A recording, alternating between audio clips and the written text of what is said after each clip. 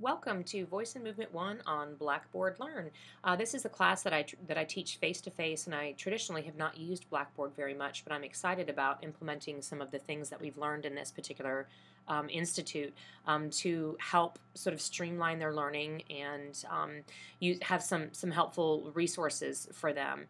So I'm just going to kind of walk you through how I've been playing around with this particular class. On the home page, I've always used the announcements very closely, but I have not traditionally used these other aspects, and I'm interested in doing that just so that everything is all in one place. Yes, I have due dates in their syllabus, but I think it would also be helpful to have things on the calendar so that they show up in the to-do list, they show up in the tasks, all those things. So I'm going to look at that for sure. The next thing down on my menu is Instructor Info, and this has a nice little picture, but it has my contact information, but it also has a bio for me. There's not always enough time in the class for them to really get to know some of my professional history, and so I think having that is sort of a nice thing for them to be able to play with. I've used these little dividers to help indicate that the unit modules really needs to stand out. That's the meat of the course. This is really what they're going to be using Blackboard for primarily. So I'll show you sort of what we're looking at with that. The first thing is the journal, and this is what they're going to be using the most, and so that's why it's first, because it'll be a good reminder that they need to be doing regular entries. And then I've set things up with learning modules because I really just like the organization of sort of that trapper-keeper idea. I do things for my face-to-face classes. I tend to do them by unit rather than chronologically, just because things tend to change in the calendar so much. And all of the units are going to have the same basic structure. So I've been focusing on this particular unit, the 5 rhythms and the viewpoints, to play around with in this institute, and I'll show you sort of how things are going to look. Each of the learning modules is going to start with the overview, which sort of gives a summary of what that unit is about, but then it also gives the student learning outcomes, and it's nice to integrate some of the material that I learned from the assessment seminar that I did. And so then the next thing is the lesson content, and I currently did it with PowerPoint just because that was the easiest thing. I am interested, however, in using the function of saving things as HTML.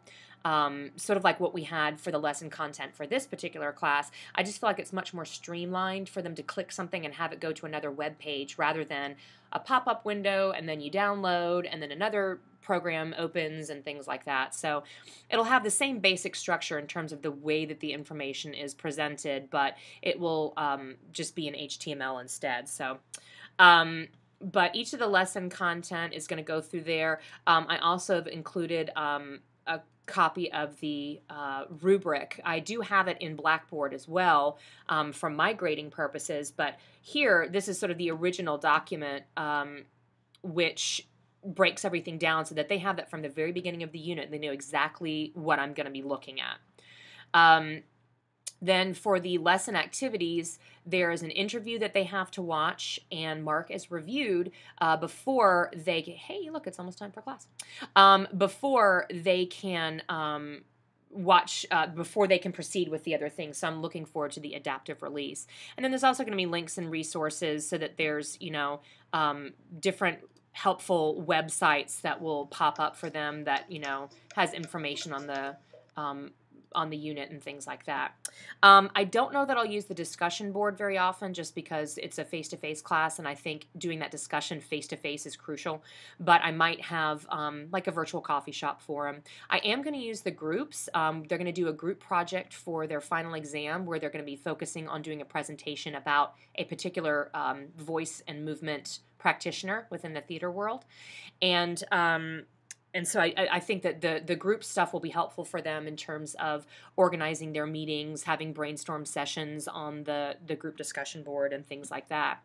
I think in terms of lessons learned, I'm most excited about the journal feature, honestly, because I don't like dragging around, 25 spiral bound notebooks, but also because it's too easy for them to think, oh my gosh, I have my journals due. I've got to go through and use different colored ink so that she thinks I've been doing regular entries all semester.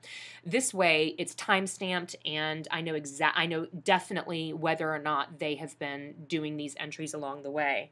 But I'm also interested and excited about implementing and integrating the information from the seminars as well as this institute. So making sure that my student learning outcomes are very clear, using the rubrics so that it's, very clear for them what I am going to be assessing, especially since the nature of theatrical work can be so ambiguous and subjective.